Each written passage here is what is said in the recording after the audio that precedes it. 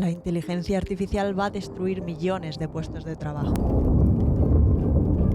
Si no se regula desde ya, podría suponer la extinción de la humanidad en menos de 30 años.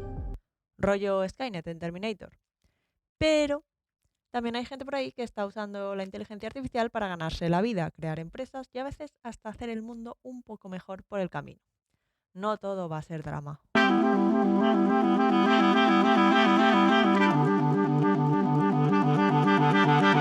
Un podcast ninja sobre Big Data, episodio 60. Oportunidades en inteligencia artificial.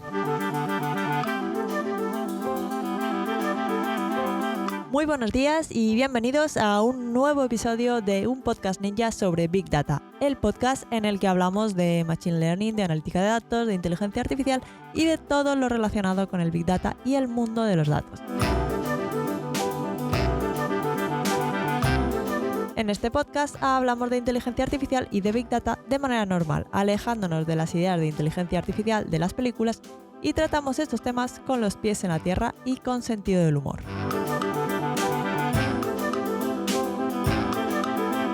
Yo soy Marta Arroyo y cada semana os cuento cositas sobre todo este mundillo de los datos al que me dedico.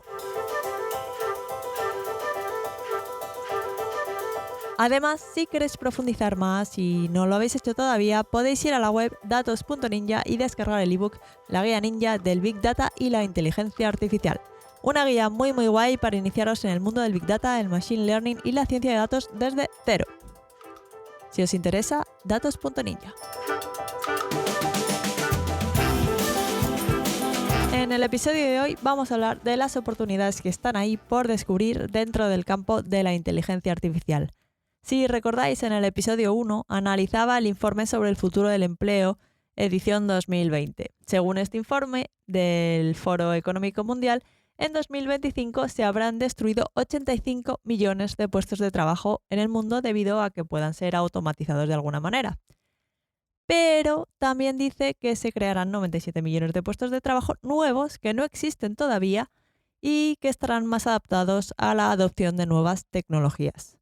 Todo el mundo habla del primer punto, de cómo nos vamos a quedar sin trabajo, de la extinción, pero hoy nosotros nos vamos a centrar en el segundo punto, en las oportunidades. Igual encontramos alguna por el camino. Total, que esto era el episodio 1 y lo grabé hace 1 año y medio aproximadamente, aunque han pasado tantas cosas, pero tantas, que parece que grabé ese episodio en la edad de los metales. Lo que pasa es que las ideas principales sobre la inteligencia artificial siguen siendo válidas, lo que os contaba en ese episodio, vaya, pero un poco demasiado vitaminadas. Por un lado está ese miedo a que la inteligencia artificial destruya puestos de trabajo, a que nos pueda sustituir a todos y luego un día de repente se convierta en una inteligencia artificial general que ya directamente nos lleve a la extinción. Y entonces, para evitar esto, hay que regularizarla. Incluso salió esa carta abierta en la que se pedía que había que parar directamente el desarrollo de la inteligencia artificial, al menos durante 6 meses, porque básicamente se nos estaba yendo de las manos. Petición, por cierto, liderada por Elon Musk, que es la misma persona que seguidamente fundó una empresa de inteligencia artificial y que hace unos días sacaba su propio chatbot tipo ChatGPT. Todo muy coherente. Todo el tema de la regulación de la inteligencia artificial, por supuesto, está muy bien, específicamente si nos centramos en los motivos reales a regular y no en el exterminio de la humanidad, que es un poco extraño como idea, pues no sé, a mí me da un poco risa. Pero bueno, la idea está ahí. Lo que está claro es que hay un ambiente así como de miedo que envuelve a todo lo relacionado con la inteligencia artificial. Y esto lo que hace es que nos hace un poco ciegos a las oportunidades que pueden estar ahí también. Y el otro día encontré una charla en YouTube de Andrew Ng en la Escuela de Negocios de Stanford, en la que hablaba precisamente de esto, de las oportunidades que están por ser descubiertas gracias a los avances de la inteligencia artificial, sí, pero particularmente de las posibilidades que ofrecen los grandes modelos de lenguaje. Os la voy a dejar enlazada en las notas del programa porque soy muy fan de Andrew Ng, que nadie ha hecho más por la divulgación en inteligencia artificial que esta persona.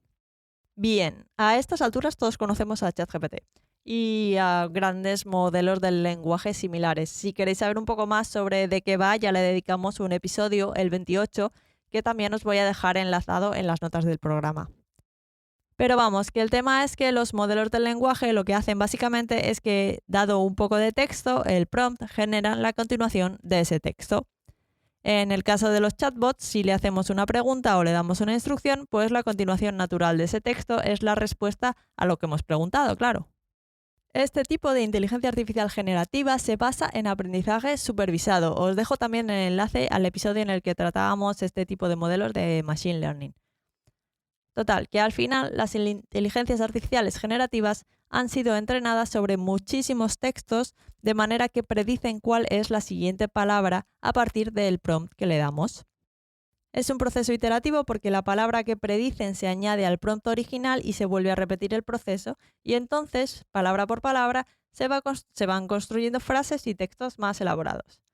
Así que con la suficiente cantidad de texto, rollo datasets de entrenamiento de cientos de miles de millones de palabras y los modelos lo suficientemente grandes, rollo billones de parámetros, tenemos a GPT-4, un modelo que a la base es un modelo de aprendizaje supervisado. Evidentemente hay más chicha en ChatGPT que un modelo de aprendizaje supervisado y hay muchísimas particularidades, pero lo he intentado simplificar lo máximo posible para que todos podáis entenderlo. Pero el corazón del modelo es ese. Quedaos con esta idea. Vamos un paso más allá.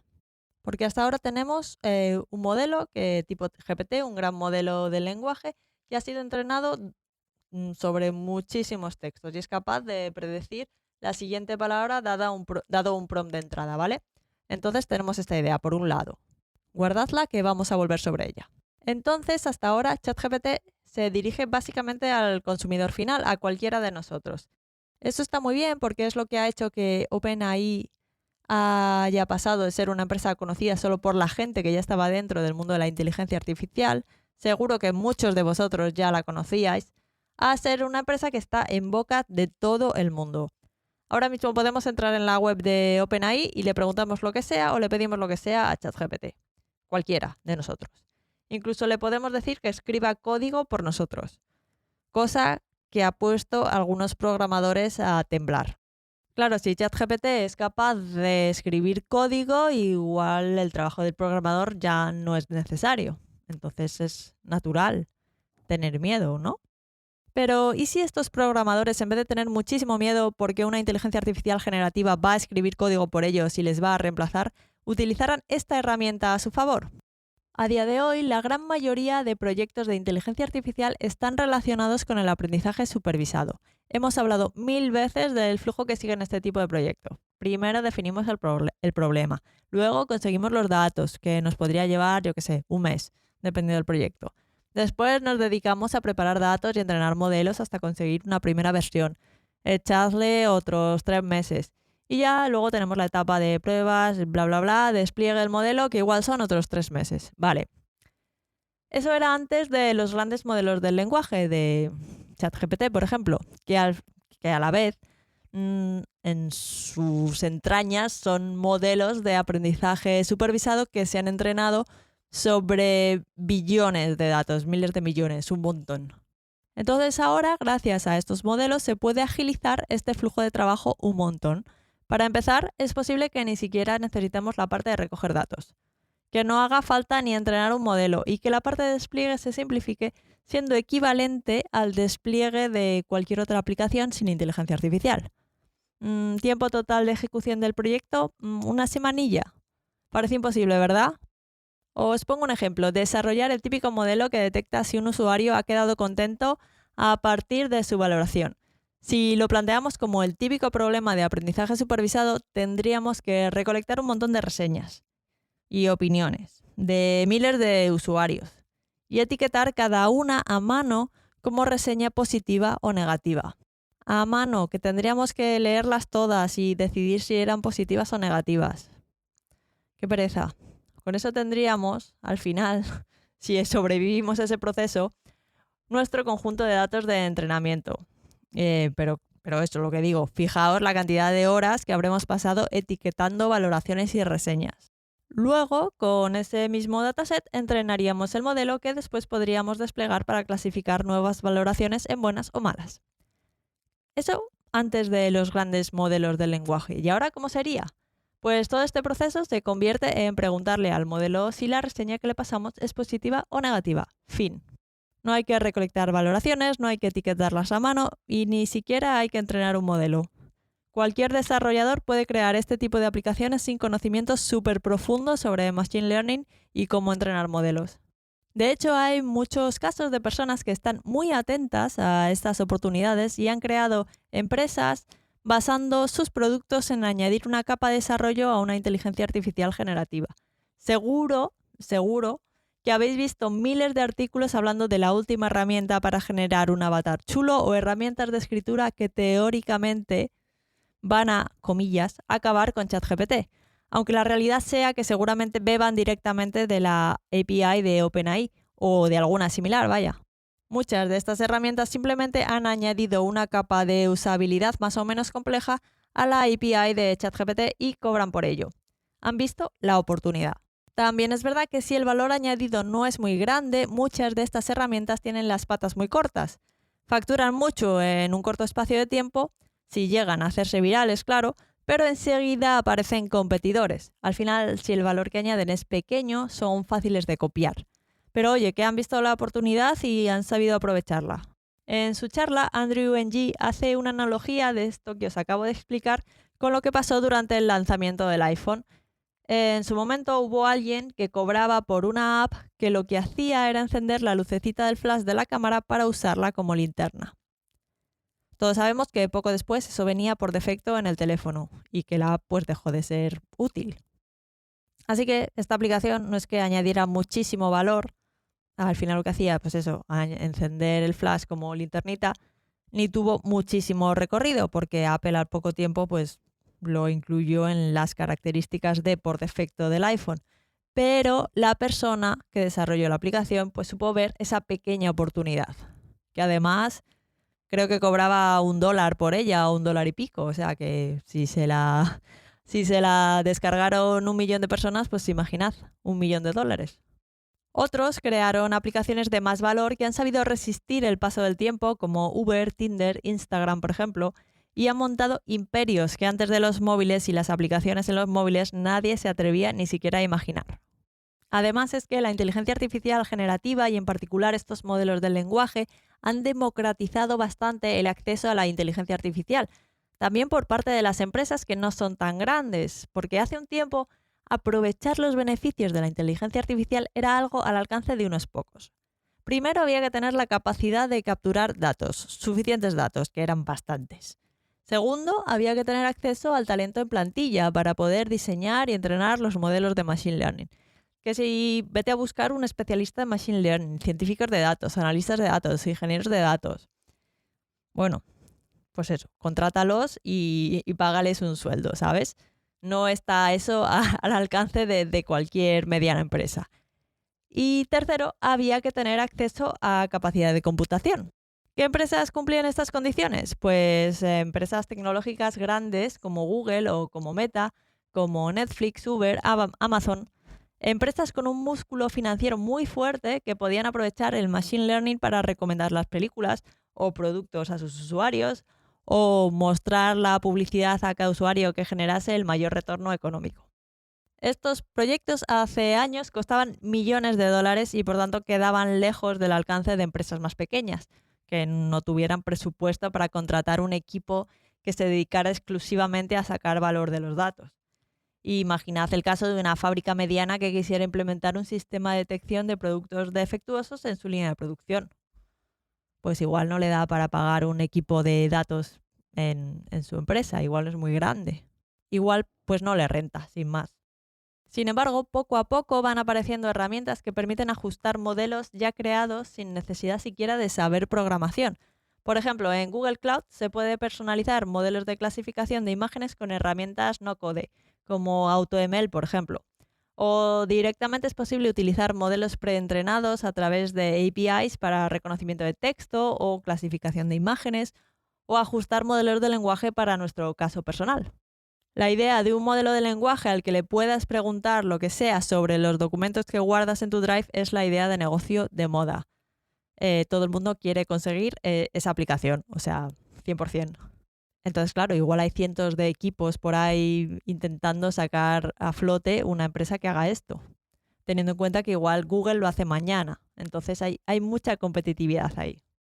Lo que sí que es cierto es que estas herramientas no code o low code y estos modelos preentrenados bajan las barreras de entradas al mundo de la inteligencia artificial a empresas más pequeñas. Es un poco parecido, si me permitís la analogía, a lo que pasó en el primer Internet. En esos tiempos, para hacer una página web, había que saber programar, había que saber de HTML y de CSS. Las empresas que podían permitirse tener una página web eran aquellas que eran lo suficientemente grandes como para destinar presupuesto a un equipo de programadores que se encargara de montar todo el tinglado. Luego, con el paso del tiempo, han ido apareciendo herramientas que permiten que cualquiera con tiempo y ganas se pueda montar una página web con más o menos gracia, sin tener ni papa de HTML, ni de CSS, ni de JavaScript. Eso no quiere decir que se hayan extinguido los desarrolladores web, ni mucho menos. Simplemente que tener presencia en Internet se ha democratizado y ahora es accesible a empresas pequeñas o incluso a personas particulares que directamente se ganan la vida en Internet. De la misma manera que no van a desaparecer los programadores porque ChatGPT sepa escribir código. Es más, está por ver las opciones de monetización, que seguro las habrá, del nuevo marketplace de GPTs que ha abierto OpenAI. De momento es una cosa muy básica, pero ahí podría haber mucho camino a recorrer y las consecuentes oportunidades. Además, hay un montón de proyectos de inteligencia artificial que aún están por descubrir, ya sea a través de empresas nuevas o de empresas ya existentes que pueden beneficiarse de la utilización de inteligencia artificial. Por ejemplo, el propio Andrew dedica parte de su tiempo a una aceleradora de startups en las etapas iniciales de su desarrollo y que tiene una idea relacionada con la inteligencia artificial. Evidentemente, tanto él como su equipo son ninjas de la inteligencia artificial nivel Sensei Plus y podrían crear cualquier producto de inteligencia artificial. Sin embargo, como él mismo dice, es mucho más eficiente asociarse con expertos en el entorno en el que nace la startup. Por ejemplo, se han asociado con la antigua CEO de Tinder para crear una app que mentoriza al usuario sobre relaciones sentimentales. Rollo un chatbot que os aconseja sobre vuestra vida amorosa. A ver, como ex CEO de Tinder, algo de experiencia va a tener en esto de las apps y las relaciones sentimentales. Y el equipo de Andrew lo que hace es aportar el conocimiento sobre inteligencia artificial. Otro ejemplo es una startup que permite que barcos mercantes adapten su ruta según las condiciones para ahorrar combustible y muchas otras empresas. Pero, por ejemplo, igual el equipo de Andrew no sabe nada de mercantes, ni de rutas marítimas, ni de logística, ni de condiciones atmosféricas, pero con los socios correctos pueden llevar a esta startup a buen puerto. Así que nada, ninjas, me encantará escuchar vuestras ideas para sacar partido a todas las oportunidades que presenta la inteligencia artificial. Y eso es todo por hoy. Espero que os haya gustado el episodio y que hayáis aprendido algo de valor. Si ha sido así y os ha gustado, no olvidéis de dejar un me gusta y algún comentario en iVoox o una valoración de 5 estrellas del podcast en Apple Podcast o en Spotify o donde quiera que estéis escuchando esto. Y si conocéis a alguien que tenga un poco de aprensión a que una inteligencia artificial le robe su trabajo, pues le mandáis este episodio e igual se le ocurre una idea de negocio genial con inteligencia artificial y se forra.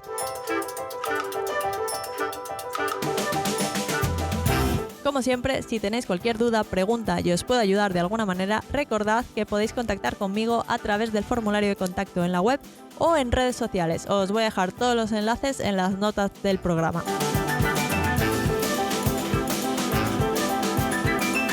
Sobre todo, muchas gracias por estar al otro lado y nos escuchamos en el próximo episodio de Un Podcast Ninja sobre Big Data. ¡Feliz semana y hasta el próximo episodio!